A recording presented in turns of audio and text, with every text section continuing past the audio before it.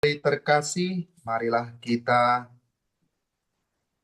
mulai doa kita pada sore ini yang akan kita mulai dengan membaca buku harian dari Santa Faustina dan merenung tentang tulisannya pada sore hari ini sebelum kita masuk pada jam kerahiman yang agung untuk membantu kita masuk dalam permenungan kita.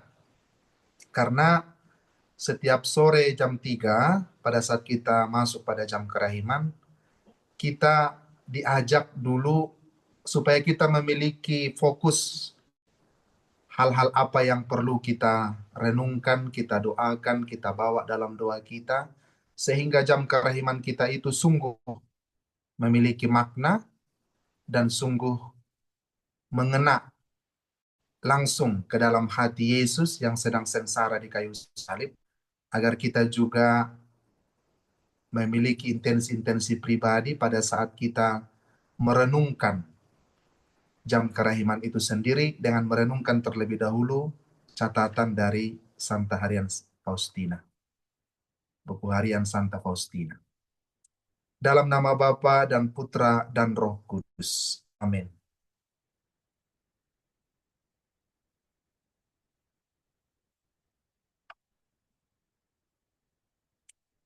Kemudian aku melihat suatu jiwa yang dipisahkan dari tubuhnya di tengah siksaan yang berat.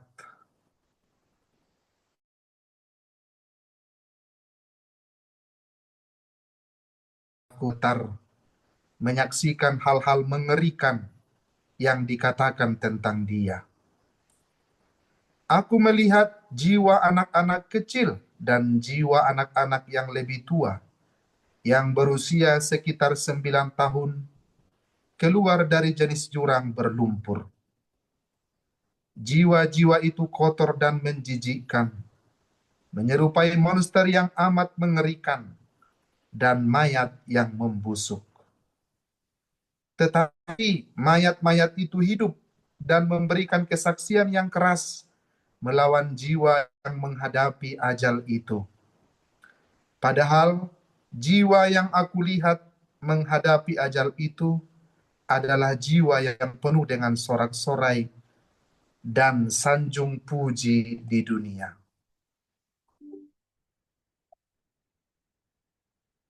Yang berakhir dalam kehampaan dan dosa.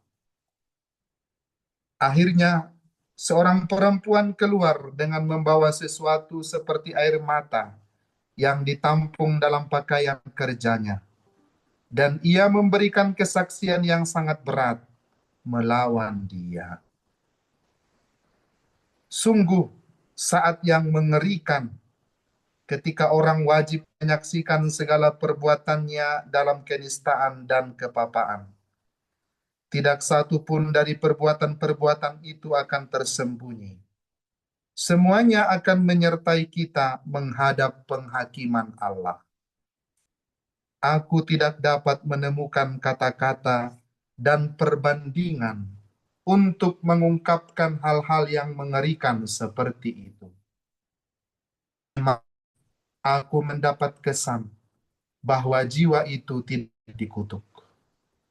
Tetapi jenis siksaan yang ditimpakan kepadanya sama sekali tidak berbeda dari siksaan neraka.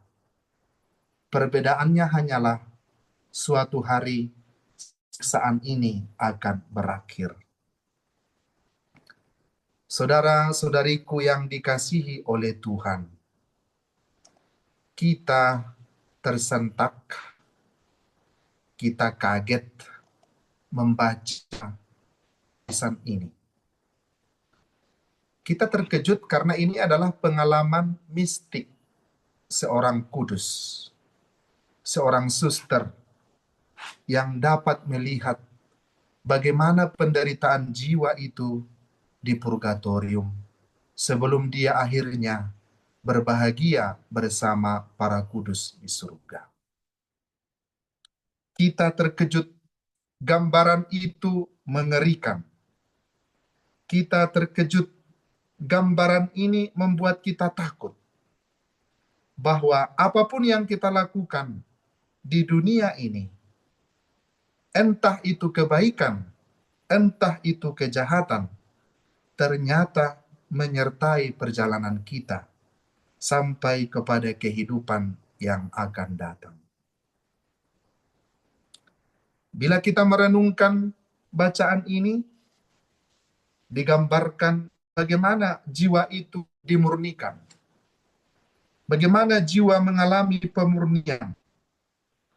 Dan Santa Faustina menuliskan, tidak satu pun dari perbuatan-perbuatan itu akan tersembunyi. Semuanya akan menyertai kita menghadap penghakiman Allah. Aku tidak dapat menemukan kata-kata dan perbandingan untuk mengungkapkan hal-hal yang mengerikan seperti itu. Dengan membaca ini, kita menepuk dada bahwa sekecil apapun perbuatan kita yang jahat dan perbuatan kita yang baik, segala-galanya akan terang benderang di hadapan penghakiman Allah. Maka kita bisa sangat mengerti mengapa Yesus yang Maha Rahim memohon, meminta kepada Santa Faustina untuk sering-sering mendoakan jiwa-jiwa di purgatorium. Jiwa-jiwa yang berada di api penyucian. Karena mereka di sana mengalami penderitaan, mengalami siksaan. Tentulah pengalaman iman, pengalaman mistik dari Santa Faustina ini merupakan gambaran. Gambaran yang diberikan kepada seorang kudus. Allah memberikan dia anugerah untuk mengalami ini. Banyak juga orang-orang kudus yang lain yang mengalami pengalaman mistik seperti itu. Misalnya Santo Padre Pio juga dituntun oleh malaikat pelindungnya untuk melihat jiwa-jiwa di purgatorium, melihat jiwa-jiwa yang berada di api penyucian. Nadanya sama dengan Santa Faustina. Santo Padre Pio juga meminta kita untuk banyak berdoa bagi jiwa-jiwa di api penyucian. Sekarang kita tidak tahu siapakah mereka yang ada di sana saat ini. Jangan-jangan mereka adalah salah satu dari anggota keluarga kita. Jangan-jangan mereka adalah sahabat kita. Jangan-jangan mereka adalah jiwa biarawan-biarawati. Jangan-jangan mereka adalah orang yang pernah kita kenal dan pernah singgah dalam kehidupan kita. Kita pada jam kerahiman itu diminta oleh Yesus untuk merenungkan sengsaranya dan mendoakan orang-orang berdosa untuk pertobatannya. Memang dibutuhkan pertobatan untuk dapat mengalami kehidupan yang kekal.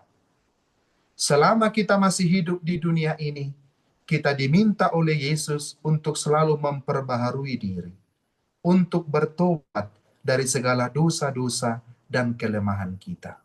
Untuk terus-menerus setiap hari memperbaharui hidup kita, cara hidup kita, mengarahkan pikiran dan hati kita kepada Allah untuk hal-hal surgawi. Sebab bila telah selesai semua perjalanan hidup kita di dunia ini, segala-galanya kita akan bawa dan pertanggungjawabkan di hadapan Allah yang Maha Tinggi. Inilah penghiburan bagi kita. Penghiburan itu ialah kerahiman ilahi. Yesus dengan janji-janji kerahimannya kepada kita berjanji kita akan merasakan kebahagiaan dan belas kasih Tuhan apabila kita mengandalkan belas kasih Tuhan dan bertobat mengarahkan pandangan kita kepadanya. Saudara-saudariku yang terkasih, pertanyaannya pada sore hari ini ialah, seberapa seringkah kita membawa orang-orang yang telah meninggal di dalam doa-doa kita? Seberapa seringkah kita mendoakan mereka dalam rosario-rosario kita, dalam doa-doa koronka kita, dalam perayaan-perayaan misa yang kita ikuti? Seberapa seringkah kita mendoakan jiwa-jiwa yang sedang berada di purgatorium, di api penyuci? Dalam perayaan Ekaristi, jiwa-jiwa mereka itu selalu kita doakan. Tetapi apakah hati kita juga sungguh terbantu untuk mendoakan mereka? Sungguh-sungguh memiliki satu keyakinan dan memiliki waktu yang khusus untuk mendoakan mereka. Seperti saya katakan tadi, mungkin mereka adalah salah satu dari anggota-anggota keluarga kita. Jam kerahiman ilahi yang sebentar lagi kita akan masuk ke dalamnya.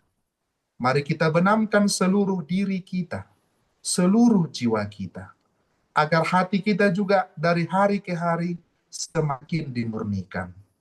Kita menyadari tanpa kekuatan Allah, tanpa belas kasihannya, kita tidak dapat hidup sampai saat ini. Kita tidak dapat bergerak, kita tidak dapat melakukan kebaikan sekecil apapun kebaikan itu.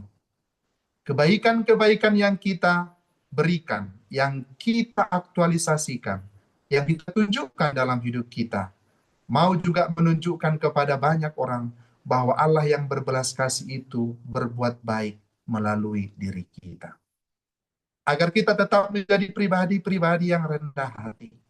Seperti dikatakan oleh Bapa Santo Fransiskus dari Assisi, segala perbuatan-perbuatan yang baik yang kulakukan itu adalah dari Allah, dan aku hanya memiliki cacat cela dan dosa. Mari saudara-saudariku yang terkasih, pada jam kerahiman ini, kita membenamkan diri kepada Yesus yang Maha Rahim, agar jiwa kita selama di dunia ini juga sudah disucikan, dikuduskan, agar kelak apabila kita masuk kepada pengadilan surgawi, kita memperoleh belas kasih dari Tuhan. Dan Yesus berkata, barang siapa mengandalkan kerahimanku, di dalam kematiannya, aku akan berdiri di antara dia dan Bapakku sebagai pembelanya. Sebagai Allah yang Maha Rahim, Juru Selamat yang Maha Rahim, bukan sebagai Juru Selamat yang Maha Adil. Bapak, Ibu, saudara-saudariku yang terkasih, mari kita bawa semua orang yang membutuhkan doa-doa kita, yang kita janjikan doa. Semoga pada jam kerahiman ini, kita bersatu dalam kerahiman Yesus. Bagi jiwa-jiwa yang telah meninggal, mereka mengalami pengampunan atas segala kelemahan dan dosa. Bagi kita yang masih sedang berziarah, dan suatu waktu akan mengalami hal seperti itu, kita juga dimurnikan, dikuduskan, dan dikasihani oleh Yesus. Mari kita masuk pada jam kerahiman ini, kita bawa mereka dalam doa kita, orang-orang sakit, orang-orang yang telah meninggal, yang kita ingat, dan diri kita sendiri, agar dari ke hari kita semakin dekat kepada Yesus yang menderita, yang menyucikan kita dari segala dosa-dosa kita.